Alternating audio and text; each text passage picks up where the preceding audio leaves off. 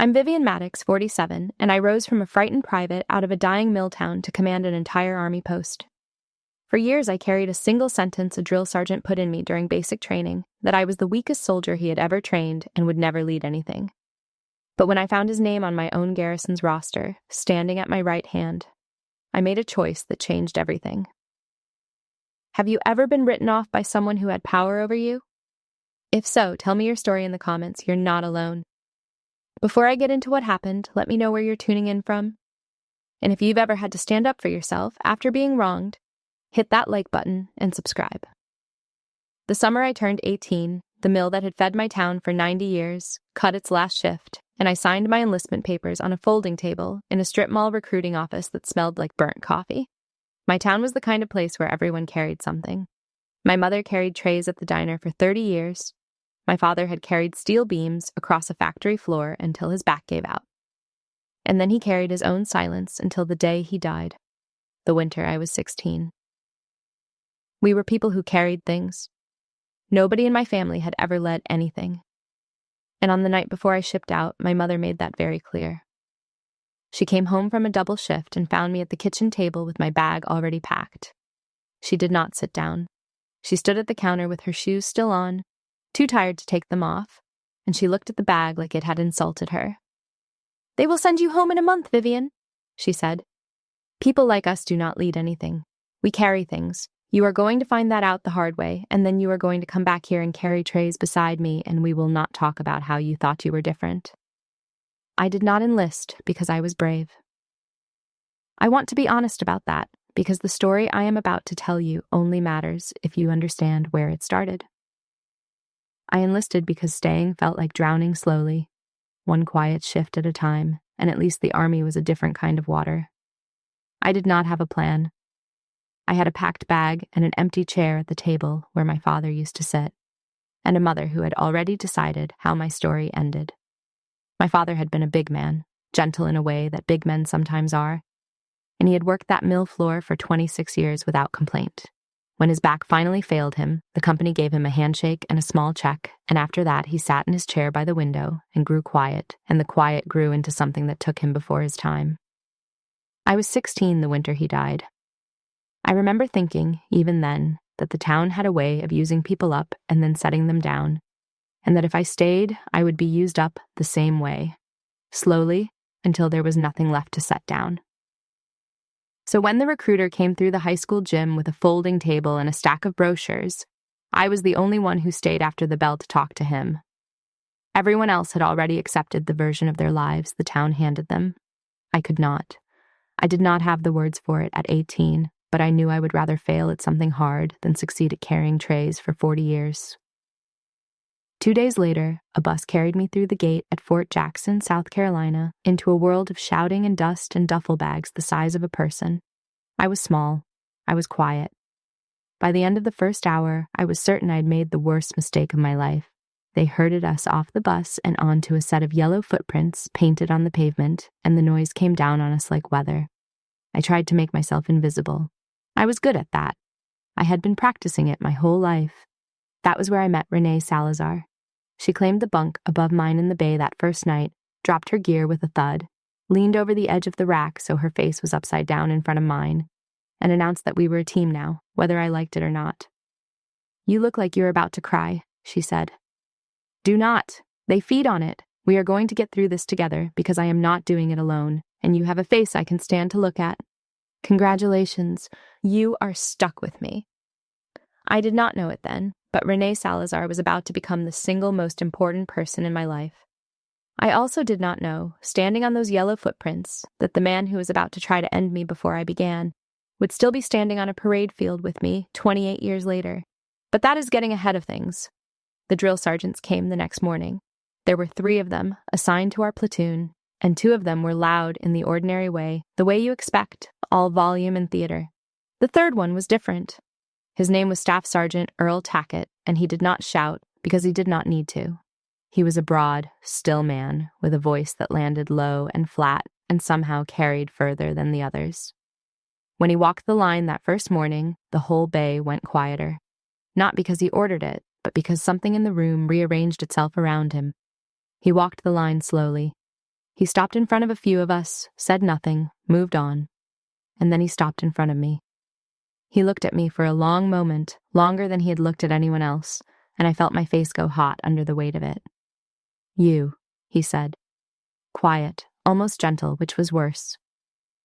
"You are already thinking about going home. I can see it sitting right behind your eyes. You do not belong here, and you know it, and I know it. I am going to enjoy watching you prove me right." Then he moved on down the line as if he had simply commented on the weather. He did not raise his voice once. He did not have to. He had reached inside me, found the exact thing my mother had said 2 nights before, and repeated it back to me in a uniform. That night, after lights out, I lay in the dark and listened to 40 strangers breathe, and I felt the certainty settle over me that I would be the one who failed. Renee's voice came down from the bunk above, barely a whisper. "Hey, I heard what he said to you. He says that to somebody every cycle. It is a trick. Do not let him be right." "What if he is right?" I whispered back. "What if I am exactly what he said?" "Then you and me will be wrong together. And I would rather be wrong with you than right alone," she said. "Go to sleep. We only have to get through tomorrow. That is the whole job. Tomorrow." I closed my eyes under a scratchy wool blanket, and I made the smallest promise a person can make. Not to graduate, not to win, just to last one more day. Just one. I did not know yet that this small promise made in the dark by a frightened teenager who believed she was already beaten was the most important decision I would ever make. So I stayed. One more day. And then the next morning came, and the man with the quiet voice was waiting, and he had decided that I was going to be his project for the rest of the cycle. He was very, very good at his job, and his job, as he understood it, was to find the exact place a person would break and press on it until they did. I stayed one more day. I want you to hold on to that, because everything that happened 28 years later grew out of that one small, stubborn decision in the dark. It did not take long to understand that Staff Sergeant Tackett applied a different kind of pressure to me than he applied to anyone else. The cruelty he showed the platoon was general, impersonal, the standard friction of basic training.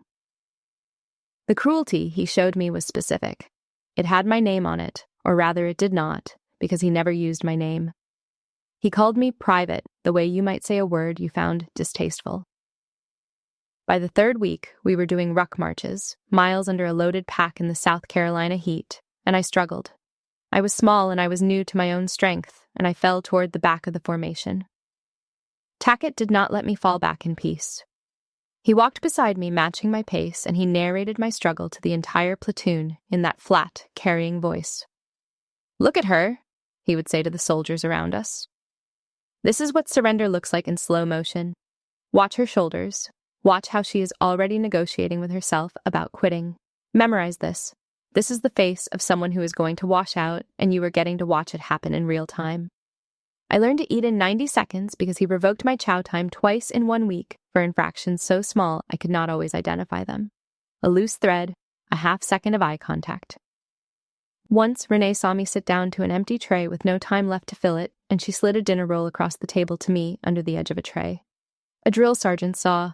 They smoked her for it right there in the chow hall, made her do push-ups beside the table until her arms shook, and she did not look at me the whole time because she did not want me to feel it was my fault. She took it without a word. That was the kind of friend she was.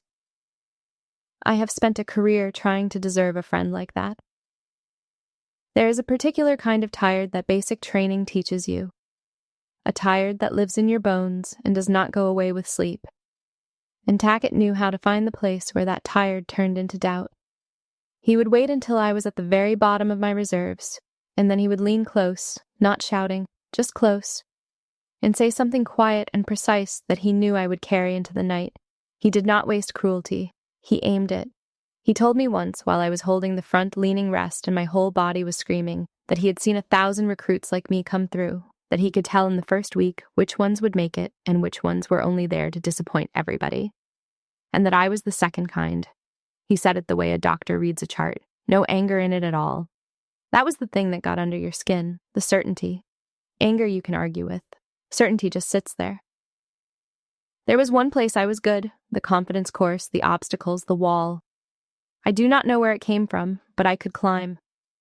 The first time we ran the course, I went up and over the wall faster than anyone in the platoon, faster than the men.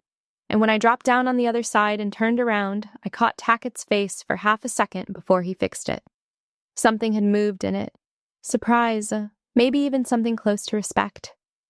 And then it was gone, and he turned to the platoon and gave the credit to all of them and told me not to get comfortable, that one wall did not make a soldier. There was a second drill sergeant in our platoon, a senior man, a sergeant first class who never once was cruel to me.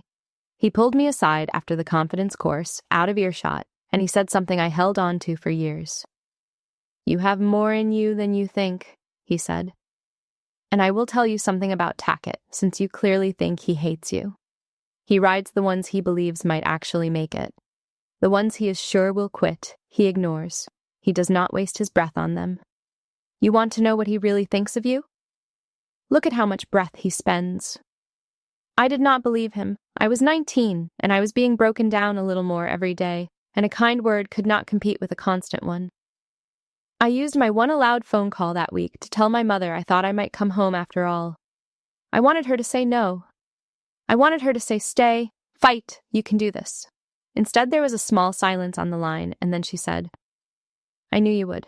I always knew." And she did not say it cruelly. She said it the way you confirm the weather. That was almost worse. I hung up the payphone in the dark, and I felt more alone than I had ever felt in my life. That night I stood at my wall locker after the others were asleep, and I opened the small mirror mounted inside the door. Someone before me, some other terrified recruit in some earlier cycle, had scratched 4 words into the corner of the metal frame with the point of something sharp. "Stay one more day." I do not know who wrote it. I never will.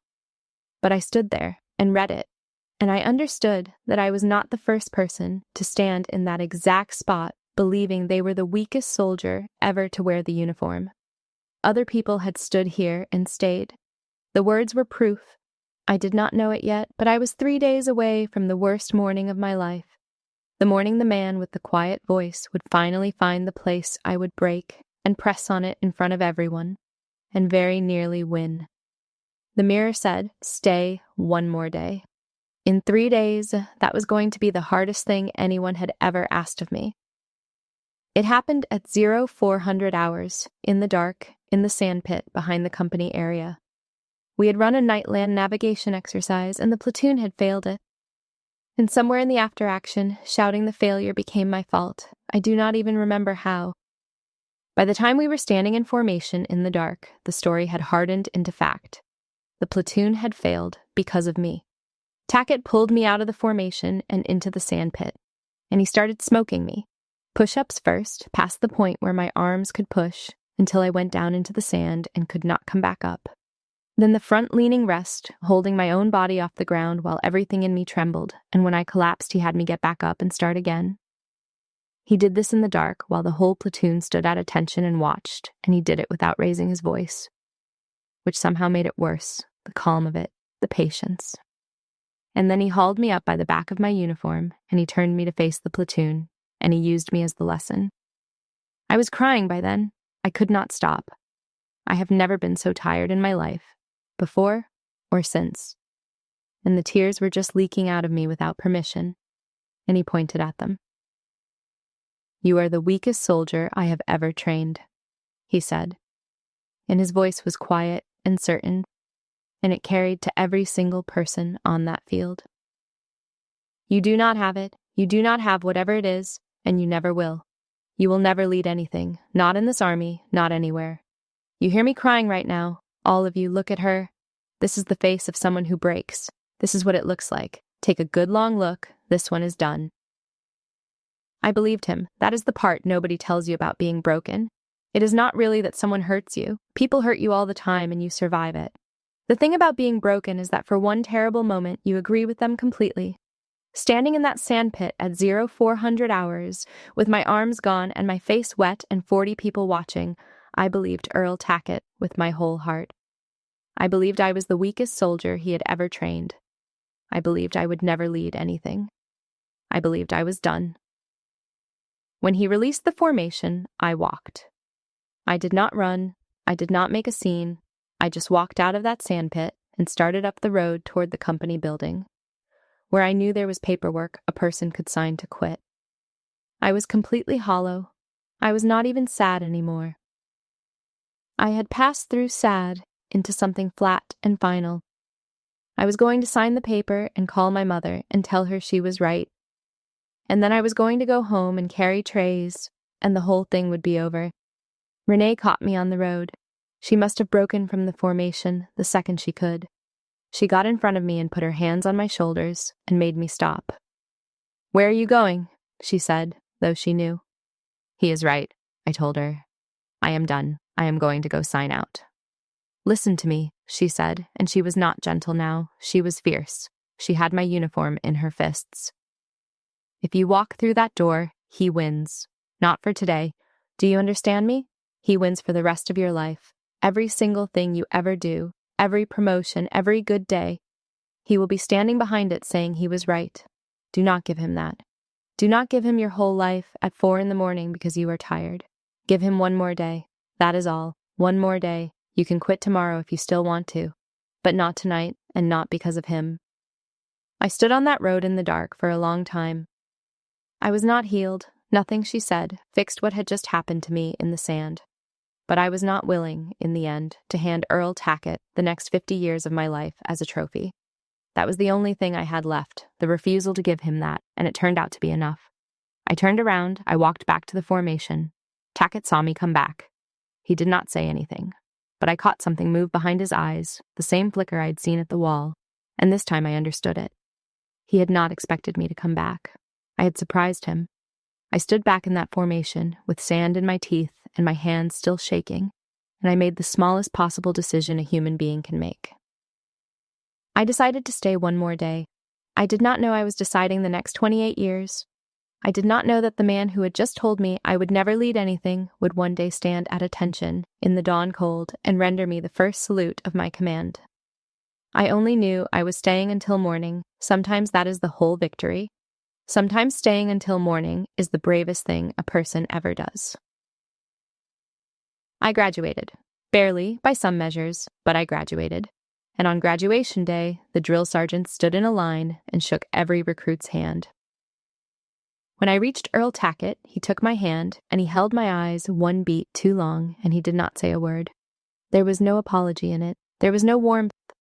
But there was something like acknowledgement, the smallest possible nod to the fact that I had not done what he predicted. I shook his hand because I had to, and then I turned and saluted the flag, not him, and I left Fort Jackson carrying the breaking with me like a stone in my chest. I carried that stone for years. I want to be honest about that, too, because I think people imagine that you get broken, and then you have a moment of triumph, and the wound closes. It does not work that way. For a long time, the only thing that breaking gave me was a refusal to ever be caught unprepared again. I reported to my first unit as a private first class, and I became the soldier who was always early, always squared away, always the one with the cleanest weapon and the most complete packing list, not because I was ambitious, but because I trusted nothing else. If I was perfect, no one could do to me what Tackett had done. That was the logic. It was not healthy, but it built a reputation, one boring, flawless day at a time. I made specialist. I was good at the unglamorous work, the work nobody notices until it is done wrong. And somewhere in my second year, a senior non-commissioned officer in my unit, a man who had seen 1,000 soldiers come and go, pulled me aside. He had been watching me work, watching the way I drove myself. "Let me ask you something," he said. "Who taught you to work like you have something to prove?" Because you do not work like a specialist. You work like someone is chasing you. So I told him. I told him about the sandpit and the words and the road and Renee. I had never told anyone the whole thing. He listened to all of it, and when I was done, he gave me the sentence that changed my life. I have repeated it to myself 10,000 times since. "He handed you a weapon and called it an insult," he said. "He told you that you would never lead anything, and you took that, and turned it into the reason you outwork everyone in this building. Most people, somebody breaks them and they drop the pieces and walk away.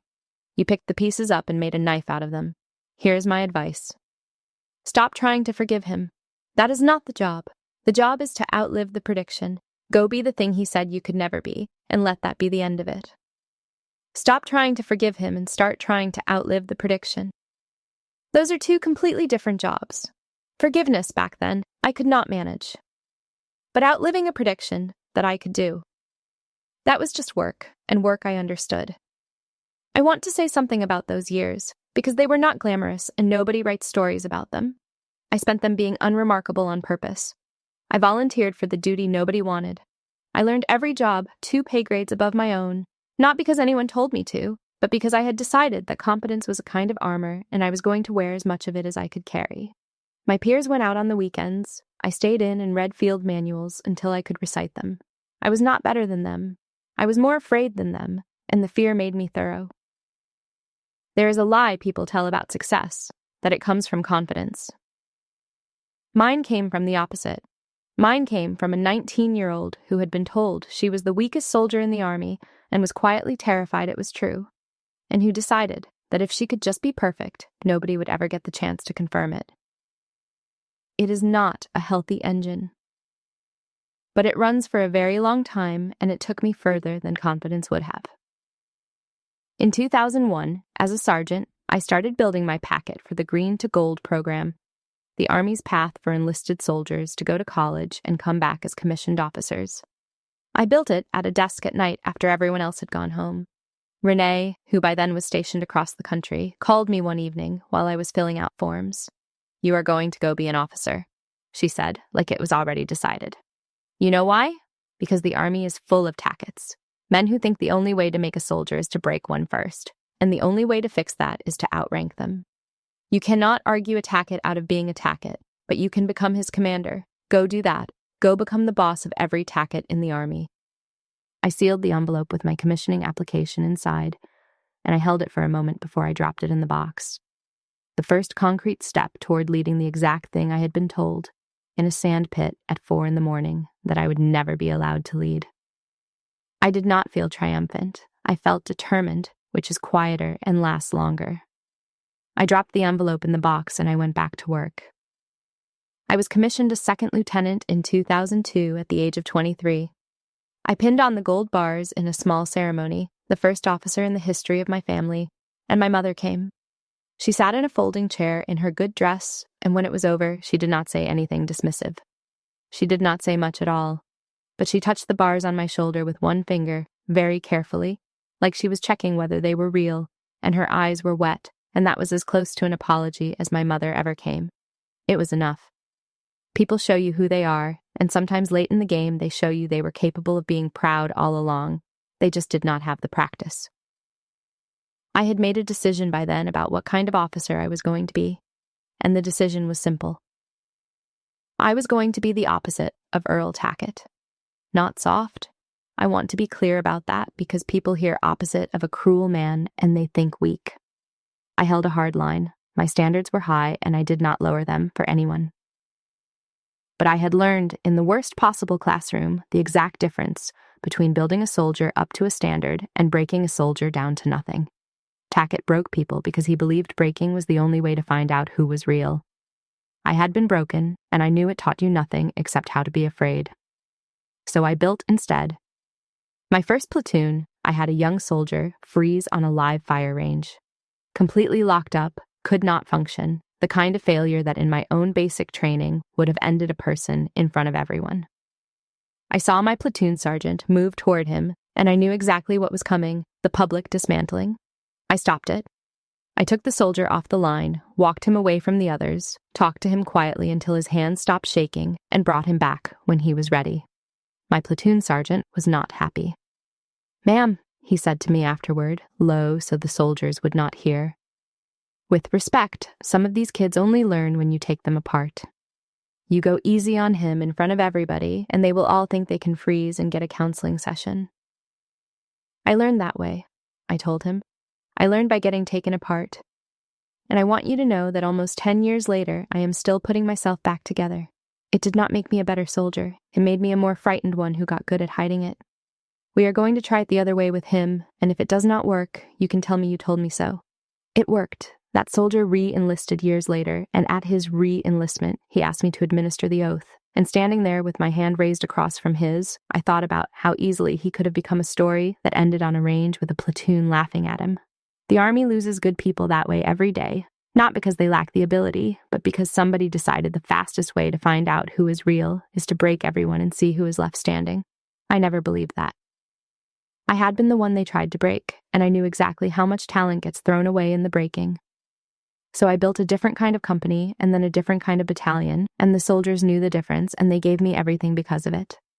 The platoon sergeant who had warned me about going easy came to me about a year later, gruff and uncomfortable, and admitted that the soldier I had pulled off the line had become one of his best. He did not quite apologize. Men like him rarely do.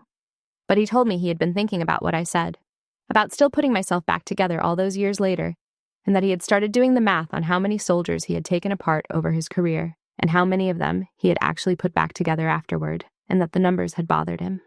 That was a good day.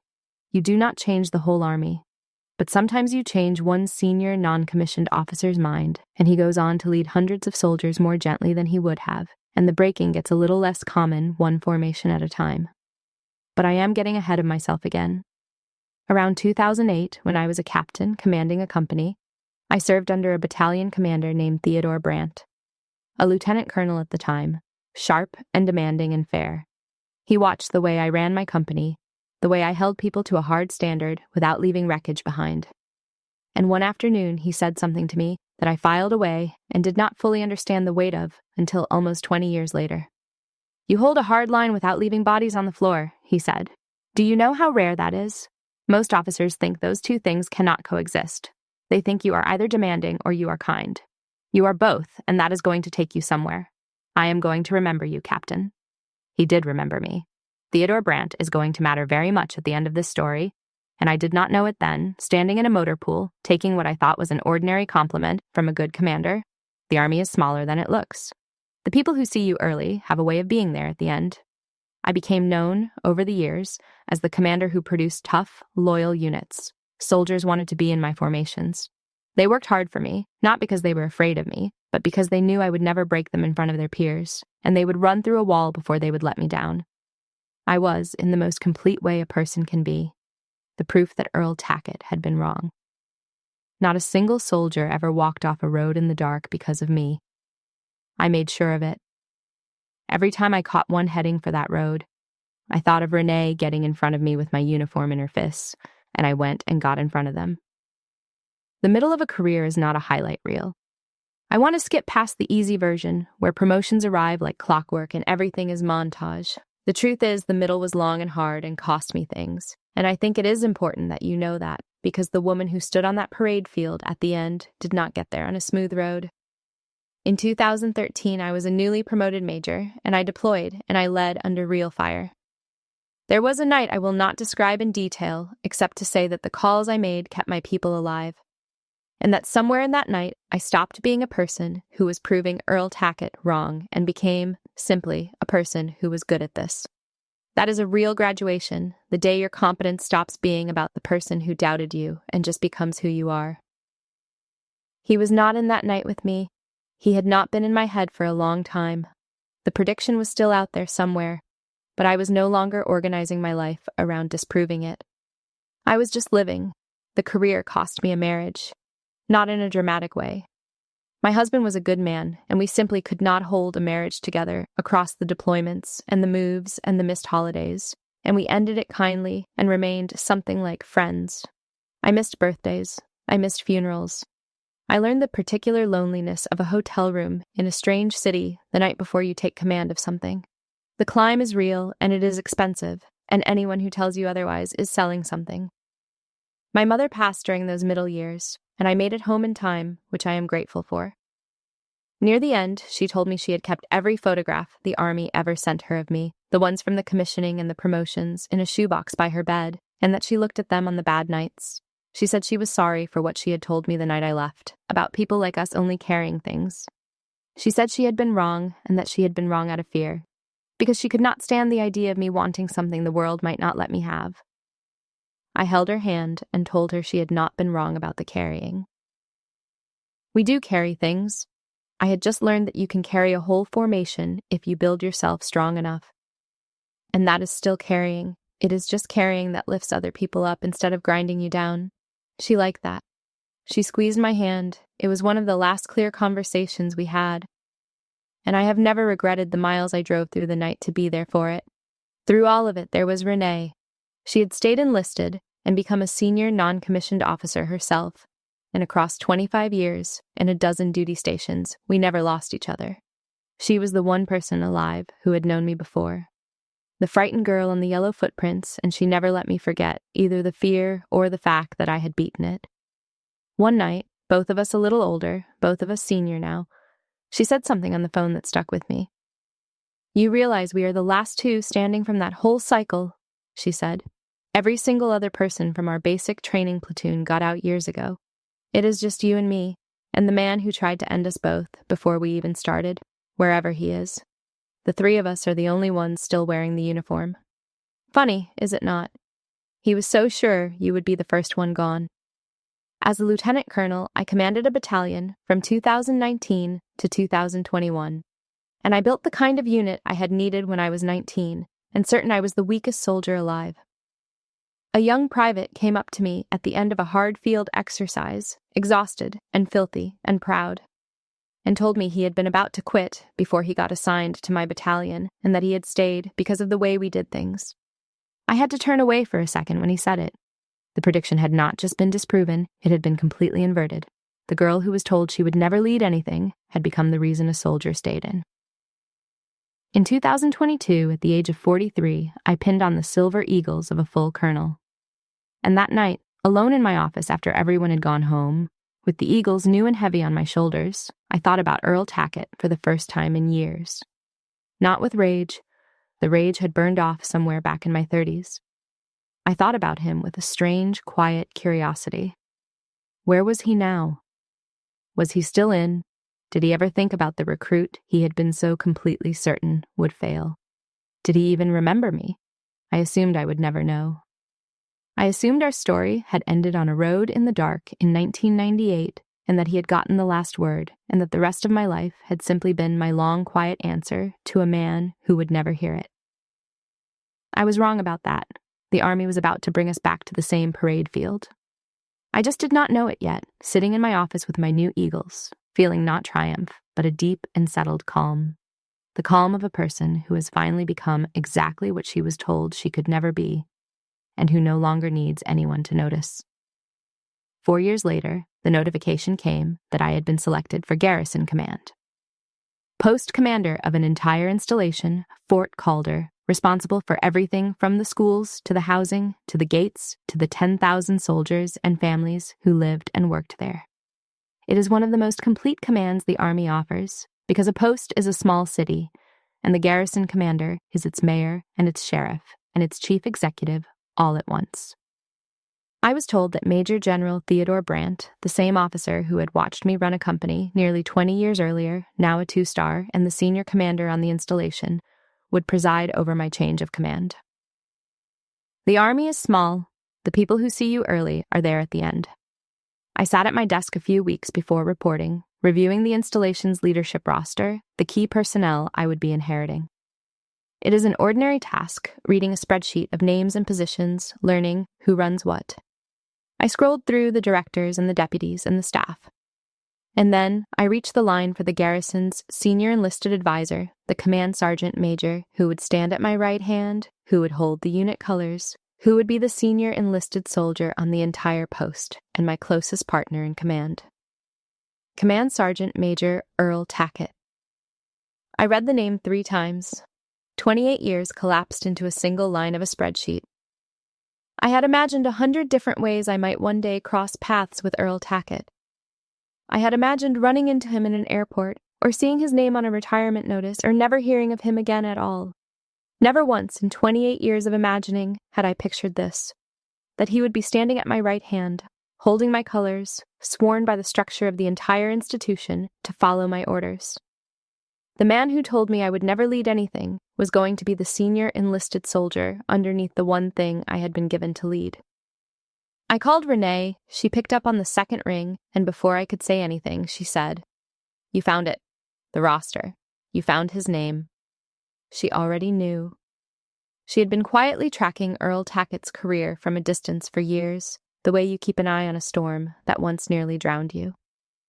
She had known he was the garrison command sergeant major at Fort Calder. She had been waiting to see if I would take the command. "So," she said, "what are you going to do? Because I want you to hear me clearly. You could end that man. You are about to be his commander. One bad evaluation, one quiet word in the right ear, and you could make the last 2 years of his career a slow humiliation. After what he did to you, a court would call it justice. The question is not whether you could. The question is whether you want to. Because I will support you either way, but you need to decide who you are walking onto that post as." I sat with that for a long time. I am not going to pretend the thought was not sweet. There's a version of me that wanted it badly, the 19-year-old in the sandpit who never got to answer back. But I had spent 28 years becoming someone, and the someone I had become did not lead through fear. That was the whole point. That was the entire difference between Earl Tackett and me. And if I walked onto that post to settle a score, then he had finally won, because he would have turned me into him. "I am not going to arrive looking for revenge," I told Renee.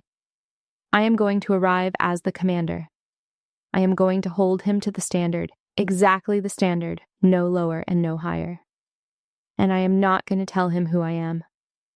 I am going to let him find out at the change of command when he renders the first salute. Let the truth do its own work. I do not need to swing at him. I just need to stand there and let 28 years arrive on their own." The night before the ceremony, I pressed my dress uniform in a quiet quarters on the post, and I hung the coat by the door. The name tape read, Maddox. He had known me, if he remembered me at all, as a teenager with a different life. A frightened private he never called by name. He would not connect the colonel named Maddox to the girl in the sand. He would find out the way I wanted him to find out. At dawn, with his hand raised in a salute. I thought that night about how many people spend their whole lives waiting for a moment like the one I was about to have. The chance to stand in front of the person who told them what they would never be and simply exist as the proof. Most people never get it. The person who doubted them dies, or moves away, or forgets, and the doubt just sits inside them, unanswered, forever. The army was handing me the rarest thing. And I had decided I was not going to waste it on revenge, because revenge is small and it is over fast, and it leaves you feeling worse than before. I was going to use it for something that lasts. I was going to use it to close a circle that had been open for 28 years, cleanly, with dignity, and then I was going to go run a post, because there were 10,000 soldiers and families on Fort Calder who needed a commander, and not one of them cared about a sandpit in 1998. The reckoning was for me and Earl Tackett. The command was for everyone else. I intended to give both their proper weight. The morning of a change of command begins in the dark. I arrived at the garrison headquarters at 0500 hours, well before the ceremony, and I walked out alone onto the empty parade field while the sky was still black and the floodlights threw long shadows across the grass. It was cold for the season, the particular gray cold of the hour before dawn, and I stood there in the dark and I could not help it. My mind went back to another field in the dark. Another gray, cold hour. A sandpit at 0400 28 years before. The symmetry was not lost on me. I had started in the dark, broken, on a field. I was ending up in the dark, in command, on a field. The army has a sense of structure that borders on poetry if you live in it long enough. I had not slept much. I had lain awake in the quarters, going over not the ceremony, which I could have run in my sleep, but the conversation I knew was coming with the man who broke me and what I wanted out of it. I kept circling back to the same thing. I did not want him afraid of me. That surprised me, lying there in the dark. For 28 years, some part of me had wanted Earl Tackett to feel a fraction of the fear he had put into me, and now that I was hours away from being able to deliver it, I found I did not want it after all. Fear was his tool. It had never been mine. I wanted something harder for him to live with than fear. I wanted him to understand, fully and forever, that he had been completely wrong about a human being, and that his wrongness had not even slowed her down. There is no punishment in the world heavier than being shown, in daylight, the exact size of your mistake. I did not need to raise my voice for that. I just needed to stand on that field and let him see me. The headquarters began to fill. Staff arrived, the colors were prepared, the troops began to assemble in the gray light. And in the hallway, before the ceremony, Earl Tackett introduced himself to me. He was older, of course, heavier through the shoulders, gray at the temples, but unmistakably him, that same broad stillness, that same flat, carrying voice. He was perfectly squared away, his uniform immaculate, the command sergeant major's insignia on his chest. He came to attention in front of me, the incoming commander, and he did not know me. He looked at a colonel's eagles and a colonel's cap and a name he did not recognize, and he saw a stranger. "Ma'am," he said, "Command Sergeant Major Tackett, it is an honor to have you taking the post. I have served 11 garrison commanders in this position. I intend to make your transition completely seamless. Anything you need, ma'am, I am your right hand." He shook my hand. He shook it the way you shake a stranger's hand, firm and brief and respectful, with no idea, none at all, that he had already shaped my entire life with one sentence in a sandpit before this man's hair went gray. He had no memory of me. I was certain of it.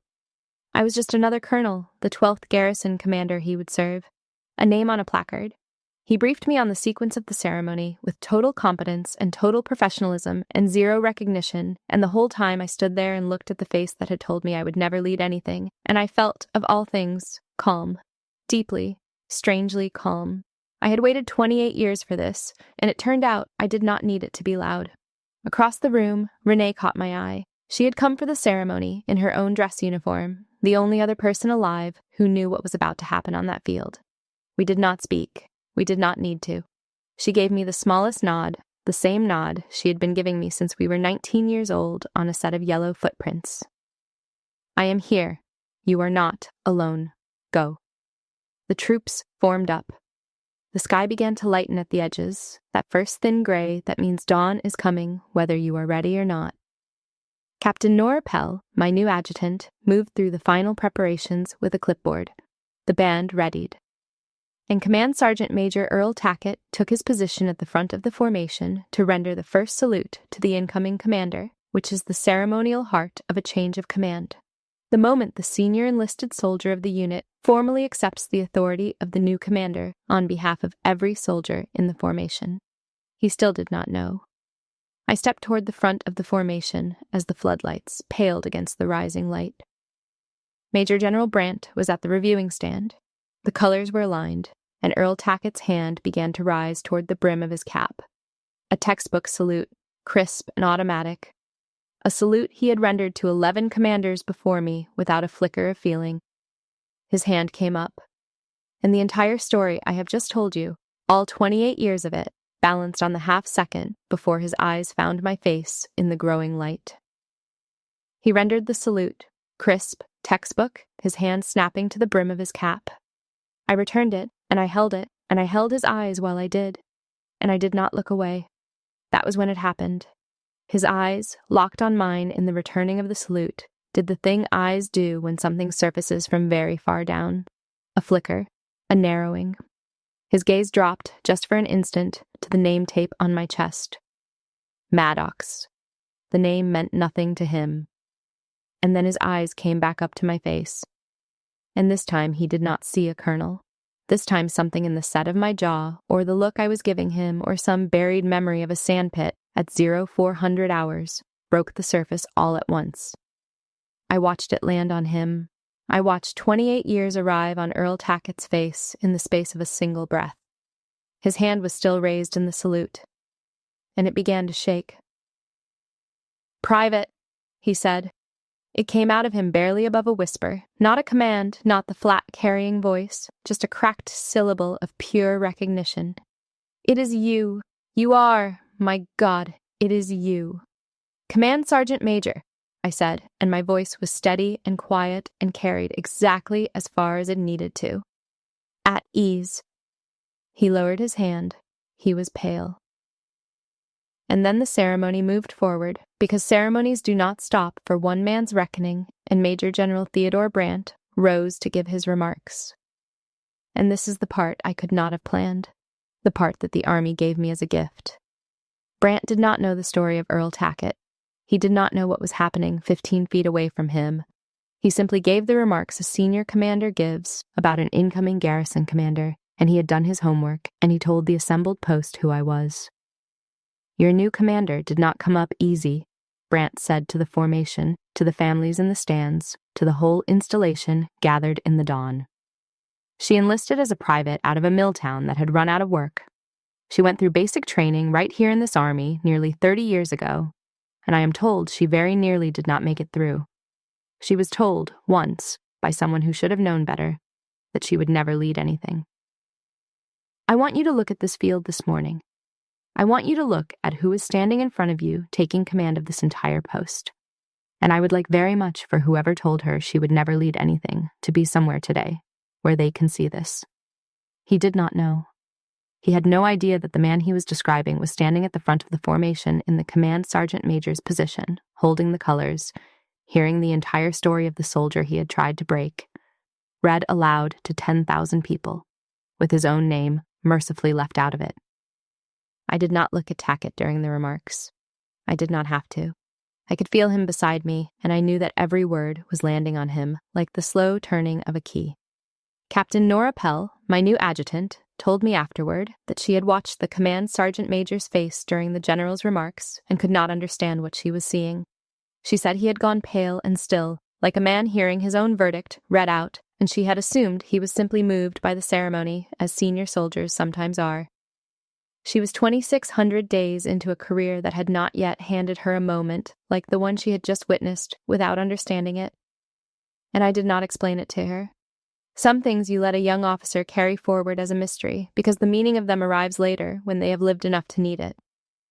I only told her that Command Sergeant Major Tackett and I had served in the same place a long time ago, before she was born, and that we had a great deal of history, and that she would come to learn that the Army is a very small world in which nothing is ever truly finished and no one is ever entirely gone. After the ceremony, when the formation was released and the crowd began to thin and the band packed up and the dawn became an ordinary bright morning, Earl Tackett came to me. He could not meet my eyes.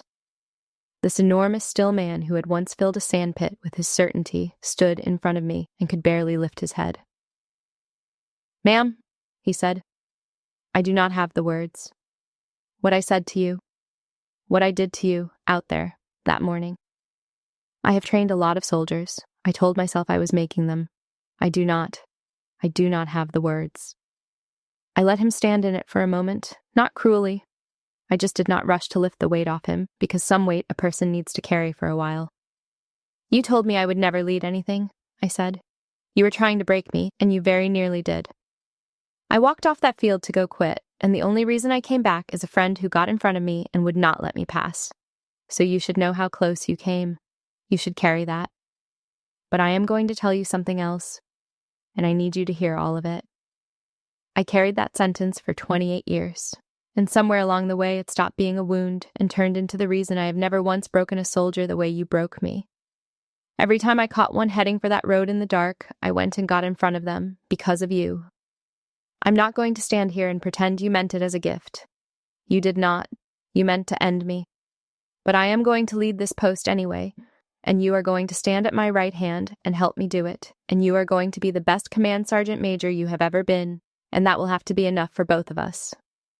He was quiet for a long moment. And then Command Sergeant Major Earl Tackett straightened up, and he looked at me, and his eyes were wet, and he rendered me a second salute. Slow this time, deliberate, nothing automatic about it. A salute with 28 years of meaning in it. "Yes, ma'am," he said. It would be the honor of my career. Later, when the field was nearly empty and the morning was full and bright, Renee and I walked the parade ground together. Two gray-templed sergeants, major, and colonels who had once been terrified girls on a set of yellow footprints. She bumped my shoulder with hers. "One more day," she said. "That is all you decided, that night on the road. One more day. Look what you built out of one more day. I want to tell you something, whoever you are, wherever you are listening from. Being broken does not have to be the end of your story. I know how it feels when someone who has power over you looks you in the eye and tells you exactly what you are most afraid you are. I know how it feels to believe them. I believed Earl Tackett completely. For one terrible moment in the dark, and if I had walked through that door that night, he would have been right forever. The thing that saved me was not strength. I did not have any strength left. The thing that saved me was one more day, and a friend who would not let me quit. And after that, just years and years of refusing to hand my whole life to a man who saw me on my worst morning and mistook it for all of me. The best revenge was never making him pay. I could have. I chose not to. The best revenge was standing on that field at dawn, in command of everything, at peace, and being able to look at the man who broke me and tell him the truth and mean it. That is the part nobody can take from you. Not the title. The peace. They are not the same thing, and only one of them is worth 28 years. Stay one more day. Somebody scratched it into a mirror before I ever got there, and I am scratching it into this for you. Stay one more day. You have no idea yet what you're going to build. If you've ever been broken down by someone who was supposed to build you up and found a way to keep going anyway, I would love to hear about it. Did you have a Renee in your life? Someone who got in front of you and refused to let you quit? And if you had been standing where I stood at that dawn formation, looking at the person who once told you that you would never amount to anything, what would you have said to them? Tell me in the comments, because I read every single one. And if this story meant something to you, hit subscribe and the bell. The best revenge really is peace, and I hope you find yours.